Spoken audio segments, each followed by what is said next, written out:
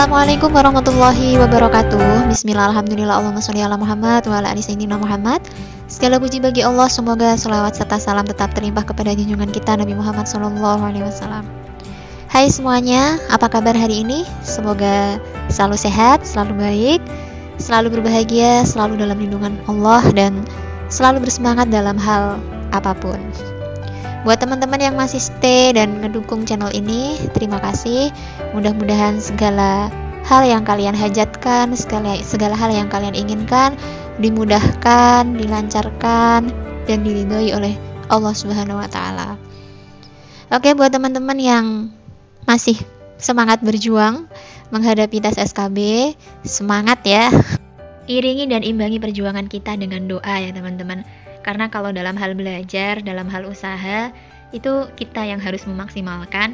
Sementara dalam doa, itu kita bisa minta bantuan kepada banyak pihak, terutama dan terpenting kepada orang tua ya teman-teman. Pastikan teman-teman sudah meminta izin, sudah meminta restu, karena ridho orang tua itu adalah ridhonya Allah. Dan insya Allah salah satu doa yang mustajab itu adalah doanya orang tua. Nah, selain meminta doa kepada orang tua, juga banyak berbuat baik kepada mereka, bantu urusan mereka, mudahkanlah urusan mereka.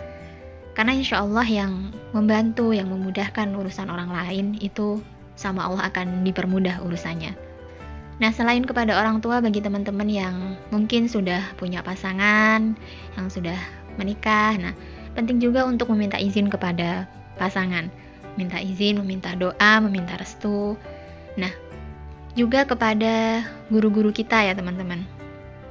Minta doa kepada guru-guru kita, kepada ulama, kepada orang alim misalnya. Nah, karena pokoknya minta doa kepada banyak orang, karena kita tidak akan pernah tahu doa dari orang soleh mana nanti yang akan dikabulkan oleh Allah Subhanahu wa taala.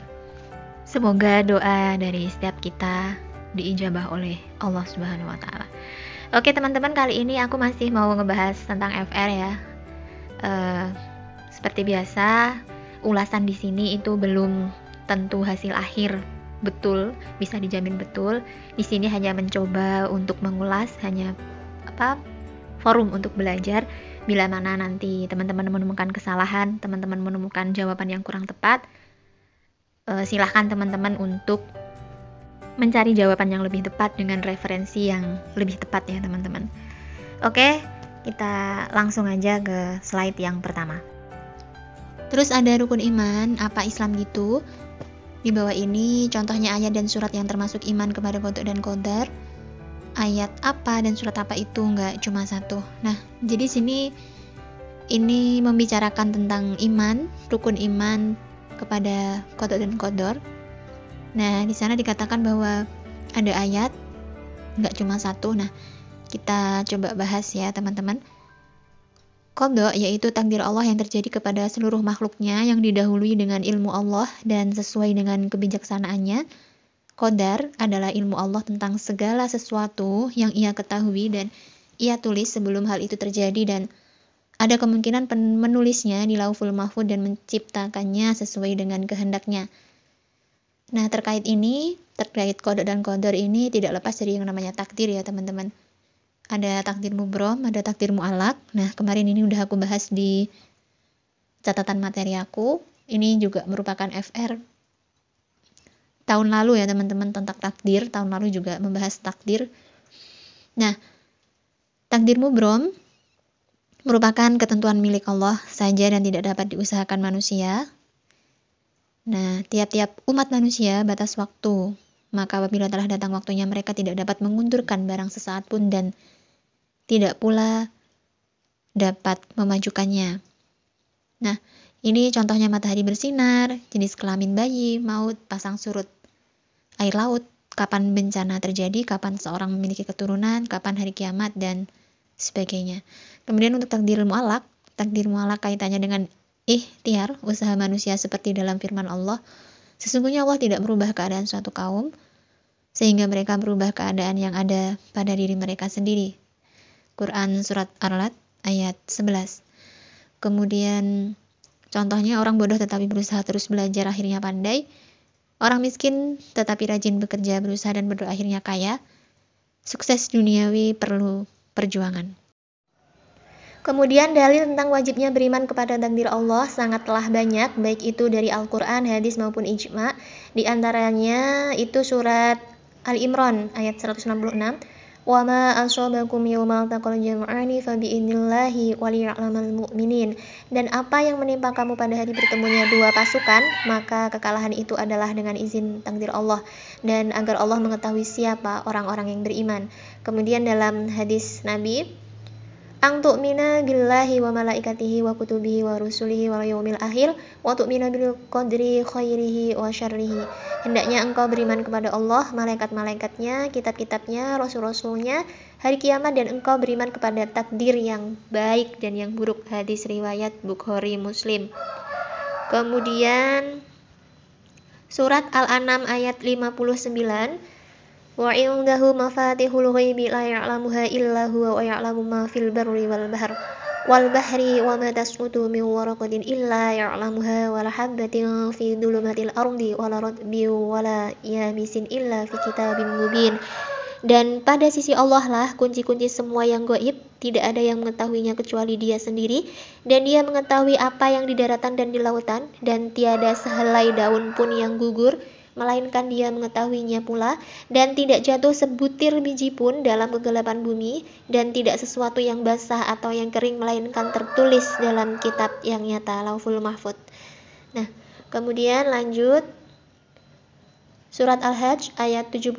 Alam ta'lam annallaha ya'lamu ma fis samai wal ard inna dzalika fi kitabin inna dzalika 'alallahi yasir. Apakah kamu tidak mengetahui bahwa sesungguhnya Allah mengetahui apa saja yang ada di langit dan bumi? Bahwasanya yang demikian itu terdapat dalam sebuah kitab, Lauhul Mahfuz. Sesungguhnya yang demikian itu amat mudah bagi Allah. Kemudian dalam hadis Nabi, inna awwala ma khalaqallahu al-qalama qatala lahul kutub. Qala rabbi wa madza aktubu qala aktubu maqadira kulli syai'in hatta taqumas saa'ah. Sesungguhnya makhluk pertama yang diciptakan oleh Allah adalah kalam. Lalu dikatakan kepadanya, tulislah. Ia berkata, apa yang aku tulis? Allah berkata, tulislah takdir setiap makhluk hingga hari kiamat. Kemudian hadis lain, kataballahu maqadiral khalaiqi qabla an yakhluqas samawati wal ardi bi khamsina alfasanah. Qala wa arshuhu 'alal ma'.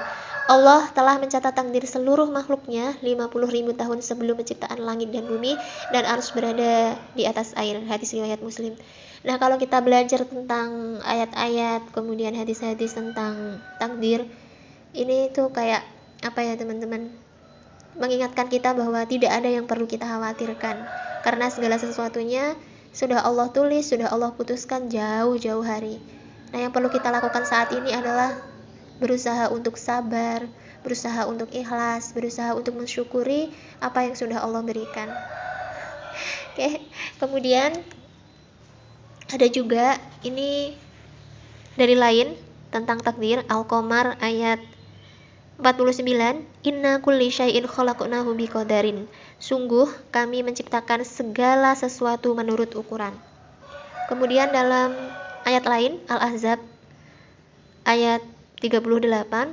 Maka na'ala nabi min harajin fima faradallahu lahu sunnatullahi fil ladzi khalau min qabl wa kana amrullahi qadaran maqdura. Tidak ada keberatan apapun pada nabi tentang apa yang telah ditetapkan Allah baginya. Allah telah menetapkan yang demikian sebagai sunnah Allah pada nabi-nabi yang telah terdahulu, dan ketetapan Allah itu suatu ketetapan yang pasti. Oke, kita lanjut ke slide berikutnya.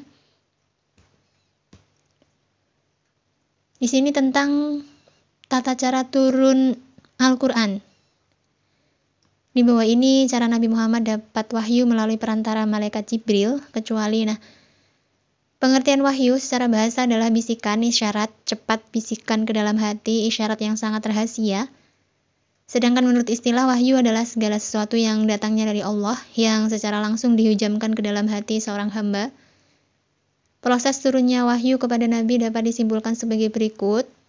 Wahyu disampaikan melalui mimpi. Kemudian wahyu disampaikan kepada Nabi dengan cara dibisikkan ke dalam jiwanya. Wahyu disampaikan dengan cara kedatangan malaikat yang menyerupai seorang laki-laki, sebagaimana Jibril pernah datang kepada Nabi sebagai seorang laki-laki yang bernama Dihyah ibnu Khalifah, seorang laki-laki yang tampan. Kemudian wahyu datang kepada Nabi melalui Jibril yang memperlihatkan rupanya yang asli dengan 600 sayap yang menutup langit. Subhanallah, 600 sayap, bayangkan. Wahyu disampaikan oleh Allah dengan cara membicarakannya secara langsung kepada Nabi di belakang hijab, baik dalam keadaan Nabi sadar atau sedang terjaga sebagaimana di malam Isra atau Nabi sedang tidur. Kemudian Israfil turun membawa beberapa kalimat dan wahyu sebelum Jibril datang membawa wahyu Al-Quran. Menurut Amir Ash-Shabi, Israfil menyampaikan kalimat dan beberapa ketetapan kepada Nabi selama 3 tahun. Sesudah itu barulah Jibril yang datang membawa wahyu Al-Quran. Nomor 7, ketika Nabi Muhammad SAW berada di atas langit pada malam Mi'raj, Allah Subhanahu wa taala menyampaikan wahyunya kepada beliau tanpa perantara malaikat, sebagaimana Allah pernah berfirman secara langsung kepada Nabi SAW. Nah, selain Nabi Muhammad ini ada juga nabi yang dapat langsung berbicara dengan Allah, itu Nabi Isa, sehingga Nabi Musa, sehingga Nabi Musa ini dijuluki Kalimullah. Kemudian nomor 8, wahyu disampaikan dengan menyerupai suara lebah. Nomor 9, wahyu disampaikan dengan menyerupai suara gemerincik lonceng, yakni Nabi mendengar suara lonceng sangat keras sehingga beliau tidak kuasa menahan gemerinciknya. Nah, jadi dari beberapa cara ini yang melalui Jibril menampakkan dirinya kepada Nabi Muhammad sebagai berupa seorang laki-laki, kemudian memasukkan wahyu ke dalam hati Nabi Muhammad SAW, kemudian wahyu datang kepada Nabi seperti gemerincik lonceng dan menampakkan bentuk aslinya. Nanti disesuaikan aja ya teman-teman, sekiranya mana yang cocok dengan jawaban yang dibutuhkan oleh soal. Kemudian next, ada Asmaul Husna, tapi lupa apa sifat yang mencerminkan Asmaul Husna. Nah, karena tidak ada clue yang jelas, kita coba ulas ya teman-teman. Di sini ada 7 contoh perilaku Asmaul Husna dalam kehidupan. Perilaku Asmaul Husna yang pertama yaitu Al-Karim. Menjadi orang yang dermawan, sifat dermawan adalah sifat Allah Subhanahu wa taala. Al-Karim, Maha Pemurah, sehingga wujud keimanannya tersebut kita dapat menjadi orang yang pandai membagi kebahagiaan kepada orang lain, baik dalam bentuk harta ataupun bukan. Perilakunya selalu menyisihkan uang jajan untuk kotak amal. Nah, ini untuk keteladanan siswa-siswa di sekolah ya teman-teman. Kemudian membantu teman yang sedang dalam kesulitan, menjamu tamu datang ke rumah sesuai dengan kemampuan. Perilaku Asmaul Husna yang kedua, menjadi orang yang jujur dan dapat memberi rasa aman, wujud dari meneladani sifat Allah. Itu Al-Mu'min, Allah Maha Pemberi keamanan. Itu menolong teman, menyingkirkan duri paku, kemudian membantu orang tua atau anak-anak yang akan menyeberangi jalan raya. Kemudian yang ketiga, perilaku Asmaul Husna, senantiasa bertawakal kepada Allah, wujud dari meneladani sifat Allah Al-Wakil. Itu menjadi pribadi yang mandiri, melakukan pekerjaan tanpa harus merepotkan orang lain, bekerja atau belajar dengan sungguh-sungguh karena Allah tidak akan mengubah nasib seseorang apabila orang tersebut tidak mau berusaha. Jadi tetap semangat dalam berusaha ya teman-teman. Ini sebagai ikhtiar kita, mudah-mudahan Allah meridhoi. Lanjut, perilaku Asmaul Husna yang keempat, menjadi pribadi yang kuat dan teguh pendirian, perwujudan meneladani sifat Al-Matin, Allah Maha Mematikan, tidak mudah terpengaruh oleh rayuan atau ajakan orang lain untuk melakukan perbuatan tercela, kuat dan sabar dalam menghadapi setiap ujian dan cobaan yang dihadapi. Kalau kita tahu bahwa pada akhirnya setiap kehidupan itu akan bertemu dengan kematian, maka hal tersebut akan membuat kita selalu ingat untuk tidak melakukan hal-hal yang tercela ya teman-teman. Kemudian nomor 5, perilaku Asmaul Husna yang kelima, berkarakter pemimpin perwujudan meneladani sifat Allah Al-Jami', Allah Maha Mengumpulkan, mempersatukan orang-orang yang sedang berselisih, rajin melaksanakan sholat berjamaah, hidup bermasyarakat agar dapat memberikan manfaat kepada orang lain. Kemudian yang keenam, perilaku Asmaul Husna yang keenam, menjadi orang yang bertawakal, meneladani sifat Allah Al-Akhir, artinya Maha Akhir, dengan cara selalu melaksanakan perintah Allah seperti sholat 5 waktu, patuh dan hormat kepada orang tua, guru, dan sebagainya, meninggalkan dan menjauhi semua larangan Allah seperti mencuri, minum minuman keras, berjudi, pergaulan bebas, dan hal buruk lainnya. Kemudian perilaku Asmaul Husna yang ketujuh, berlaku adil, perwujudan meneladani al-adlu, misalnya seperti berikut, tidak memihak atau membela orang yang bersalah meskipun orang tersebut saudara atau teman kita, menjaga diri sendiri, orang lain dan lingkungan sekitar dari kezaliman. Nah, Ini hanya 7 ya teman-teman, sementara Asmaul Husna itu ada 99.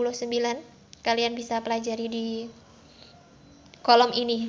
Minimal kita tahu artinya. Nah, kalau kita tahu artinya itu insya Allah akan mudah dalam mengaplikasikannya di dalam soal. Ini teman-teman baca sendiri ya, 99 nama Allah. Kemudian lanjut ke slide berikutnya. Dapat sholat jamak qashar atau apa gitu yang termasuk fi'il dalam sholat itu apa? Sholat jamak dan qashar. Nah, ini dia dalil tentang jamak dan qashar ya teman-teman. Wa idza darabtum fil ardi falaysa 'alaikum junahun an taqsuru minas sholati in khiftum an ayyaftinakumul ladzina kafaru innal kafirina kanu lakum aduwwan mubina.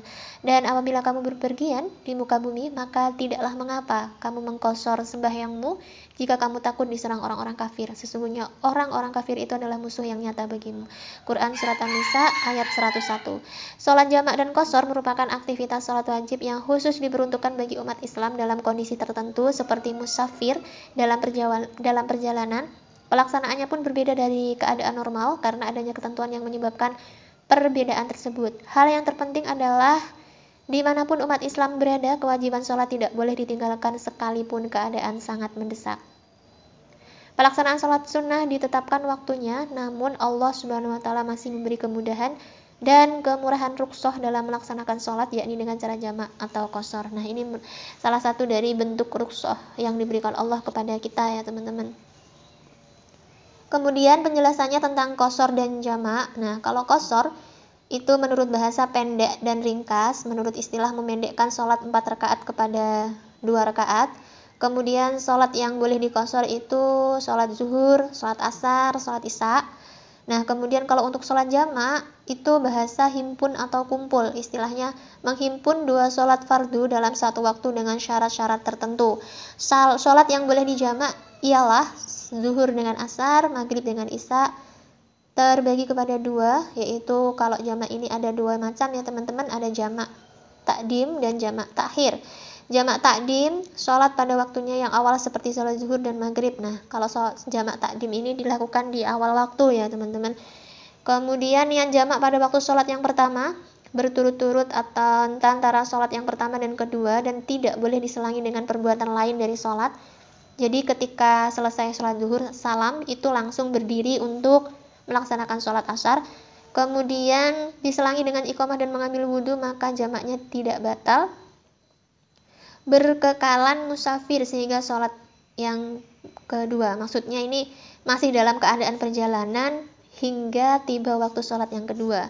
Kemudian jamak takhir berniat untuk mengakhirkan sholat yang pertama pada waktu kedua ketika masuk waktu sholat pertama. Nah, jadi kalau teman-teman atau kita itu berniat untuk melakukan jamak takhir, maka di awal waktunya itu kita harus berniat akan melakukan jamaknya di sholat berikutnya ya teman-teman, misalkan zuhur dan asar. Nah, ini di waktu zuhurnya kita berniat untuk melakukan sholat jamak di waktu asar. Kemudian berkekalan musafir sehingga selesai kedua sholat. Nah, ini maksudnya masih dalam keadaan perjalanan ya teman-teman. Kemudian syarat-syarat antara qashar dan jamak ini insya Allah sama. Hendaknya perjalanan itu diharuskan oleh syarak. Jauh perjalanan tidak kurang dari 2 marhalah, 91 km atau 56 batu. Nah, untuk 2 marhalah ini banyak beda pendapat ya teman-teman. Ada yang 80, ada yang 91, ada yang 96. Nah, jumhur ulama itu menyepakati 85 km ya. Kemudian berniat qashar di dalam takbiratul ihram, tidak berimam dengan orang yang sholat tamam sempurna. Hendaklah sholat yang diqasharkan itu terdiri dari sholat 4 rakaat. Nah, ini kalau untuk yang qashar ya teman-teman.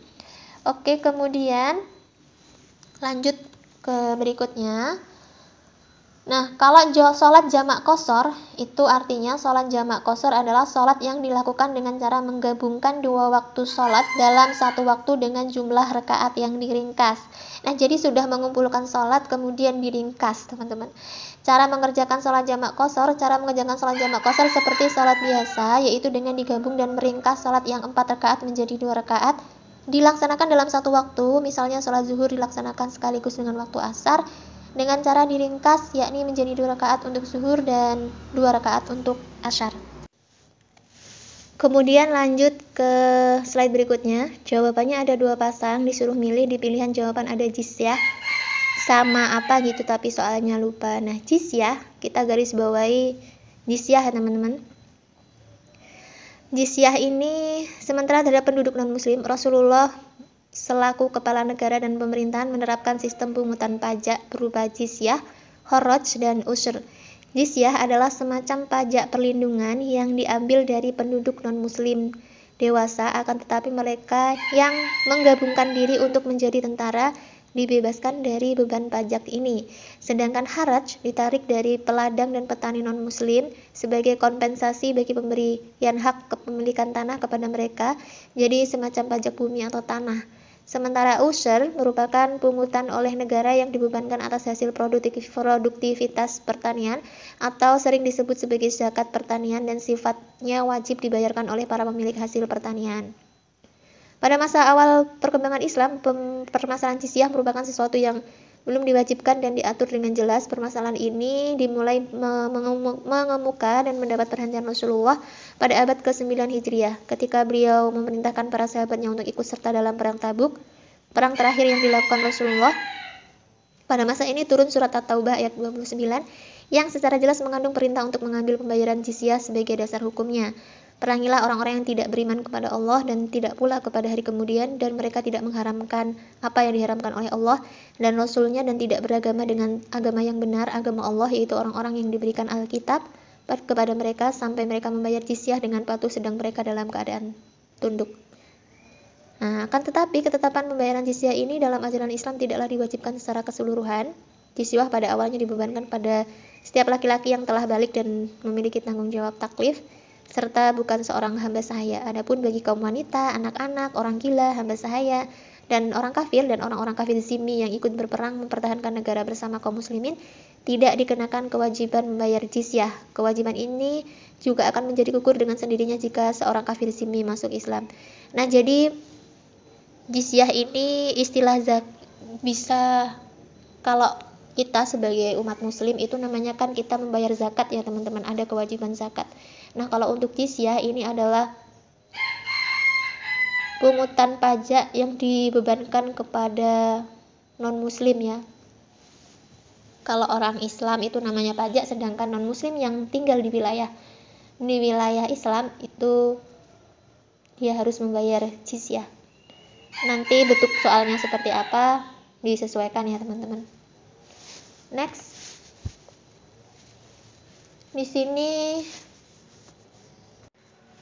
sini ada ilmu hadis, jangan lupa dipelajari, ada beberapa soal. Nah, hadis ini sudah aku bahas ya teman-teman, udah aku bahas di video catatan materi, ada yang membahas tentang hadis. Kemudian di video pertama tentang FR juga aku udah bahas sebagian tentang hadis. Nah, di sini kita bahas cabang-cabang ilmunya ya teman-teman. Yang cabang-cabang ilmu hadis ini ada 10.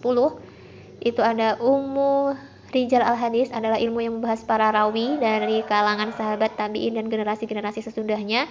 Ilmu al-jarh wa at-ta'dil adalah ilmu tentang kecacatan dan keadilan seseorang. Ilmu Fadil Muhammad adalah ilmu untuk mengetahui nama orang-orang yang tidak disebutkan dalam matan atau sanad.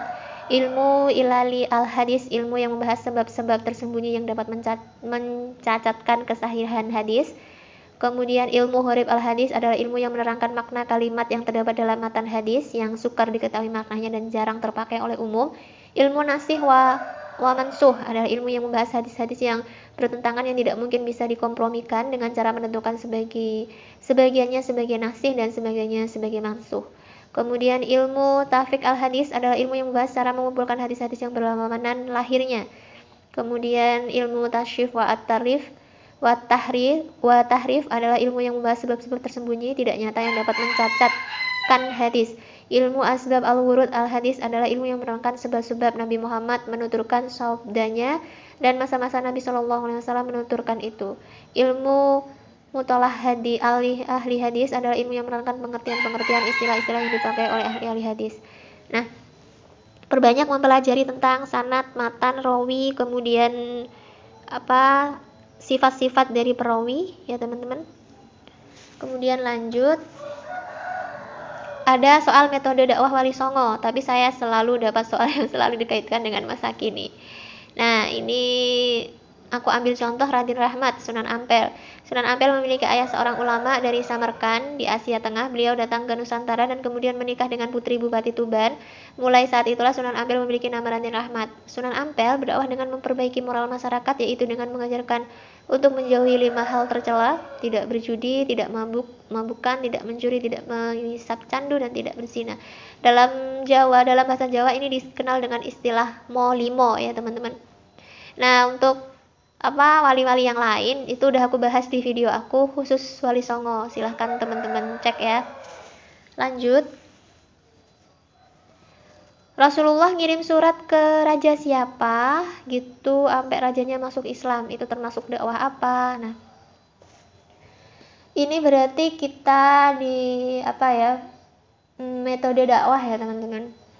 Itu salah satunya Nabi Muhammad SAW mengirimkan surat. Nah, surat-surat Nabi ini ditujukan kepada pertama Heraklius, itu kemudian dibawa oleh Dihya bin Khalifah.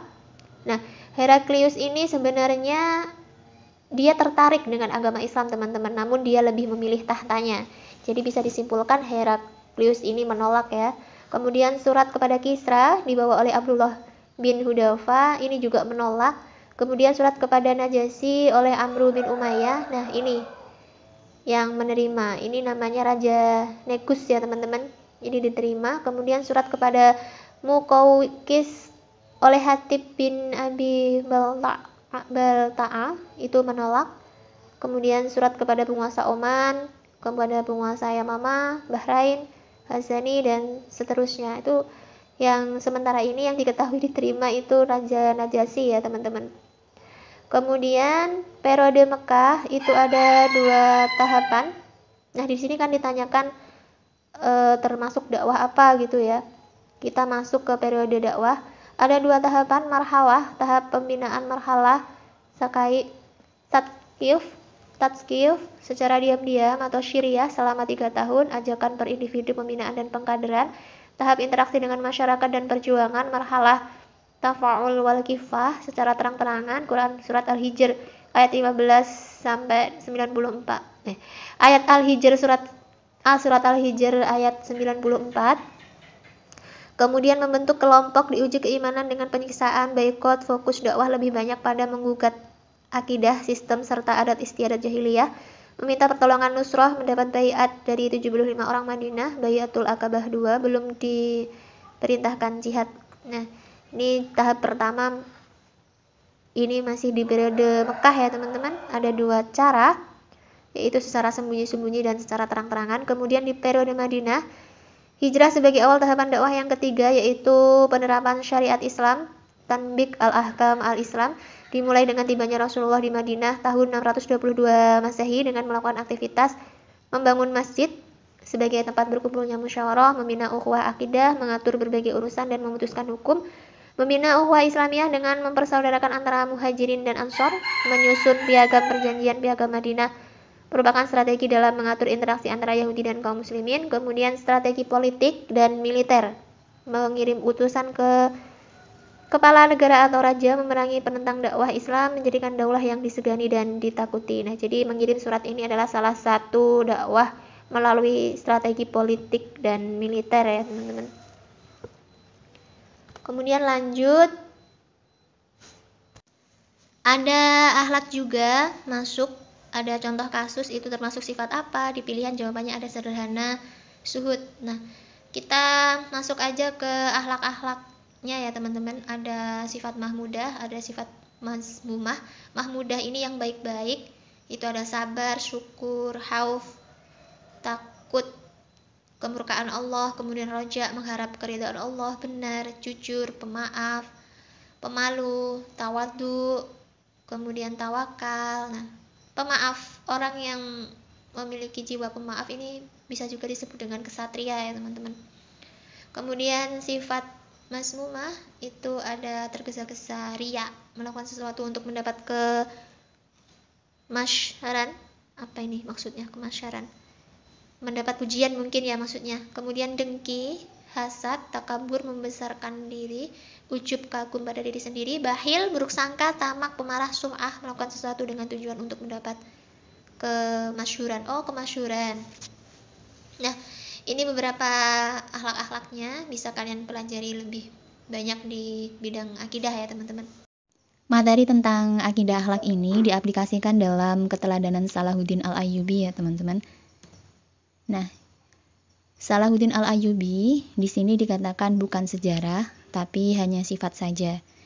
Kita lihat kepribadian Salahuddin Al-Ayyubi, diantaranya seorang pemberani, bijaksana, toleransi, memiliki jiwa pemurah dan penyayang, mencintai ilmu pengetahuan, berjuang di jalan Allah, bersikap adil, kesatria dan perwira, mengingat Allah dimanapun berada, dan zuhud terhadap dunia.